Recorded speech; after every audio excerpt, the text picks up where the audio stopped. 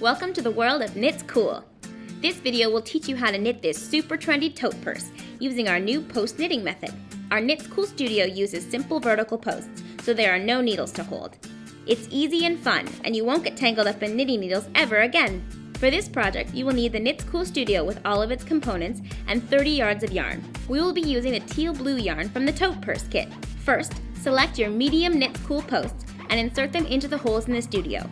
Make sure you hear them click in. Casting on. For this project, you will cast on 10 stitches.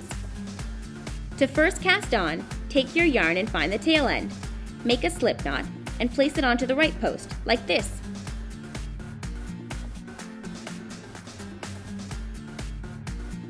Then, twist to make a loop and place it onto the right post. Tighten the loop until it is snug. Now make another loop and place that onto the right post as well. Continue to do this until you have 10 stitches on your post. Make sure your yarn is looped through the yarn holder. This is super important because it keeps your yarn towards the back and helps you make perfect stitches. Knitting rows. Okay, let's start knitting. Remove the first stitch from the right post and pull the yarn through it. This makes a new loop, and then you just pop that onto the left post. Tighten it up a little by pulling on the yarn. Now take the next stitch from the right post and pull the yarn through it and place it onto the left post again. So now you keep doing this until all the stitches are knit onto the left post and there are no more stitches on the right post.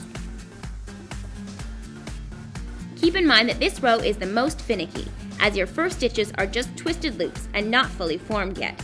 After this, your stitches will be a breeze to knit.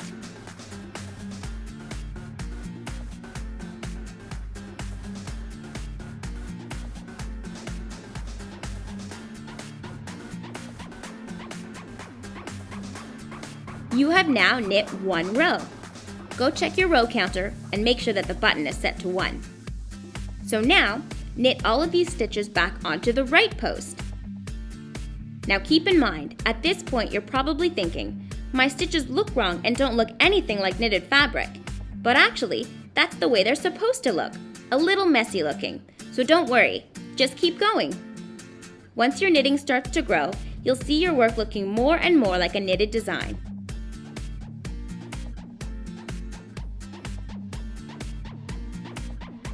You have now knit 2 rows.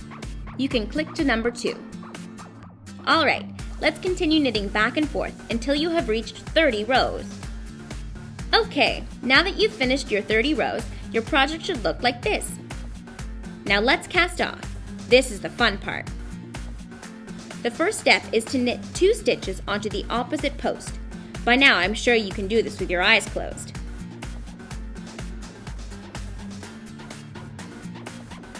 Then simply grab the bottom stitch and slip it over the top stitch and let it go. Next, knit another stitch onto the post, so you now have 2 stitches on this post again.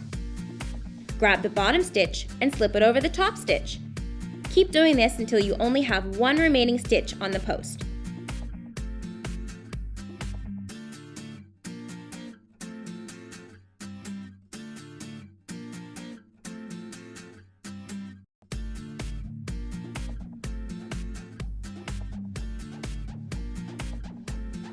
Now take this one stitch with your project off the post completely and thread the tail through the loop.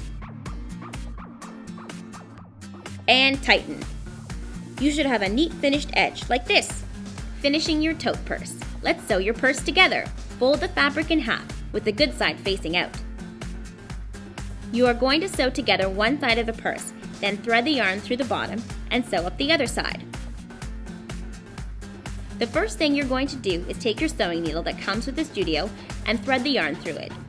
Then with the edges of the purse together, insert the needle into a few loops on both sides of the purse. Now don't worry about exactly which loops to sew, as long as you catch some loops on each side and that they're somewhat across from each other.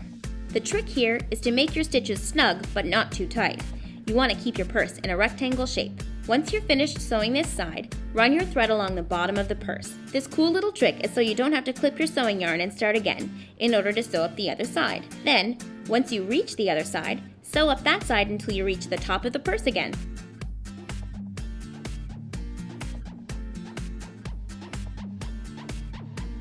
Now before you clip your yarn, make sure to tie a knot. You can remove the needle for this part if you like. There, you're done! Now for the strap. Measure out how long you want your strap and tie it to one side of the purse. Then tie the other end to the other side of the purse. Now if you'd like to customize your purse even more, you can add tassels. To make tassels, cut lengths of yarn to your liking. But remember, each strand will be folded in half and that will be the length of the tassel. I'm going to make 4 tassels. So now, take your first strand and fold it in half. Then take your crochet hook that comes with the studio and insert it into a loop at the bottom corner of your purse. Hook the yarn and pull it through the purse, but not all the way. Then take the tail ends of the tassel and pull them through the loop you just made. Wasn't that easier than you thought? Now continue adding the rest of the tassels to your purse. Let's add a button charm. You can add this to the outside of the purse for decoration only, or add it to the inside of the purse to use as a closure.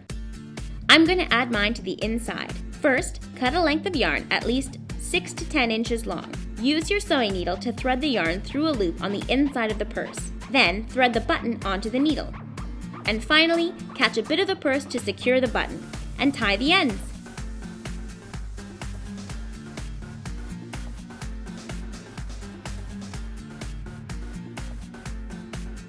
Don't worry about making a buttonhole. You can easily slip the button through the purse. So that's it! You just made your very own tote purse. Have fun with this one by designing and personalizing it any way you want. The sky's the limit.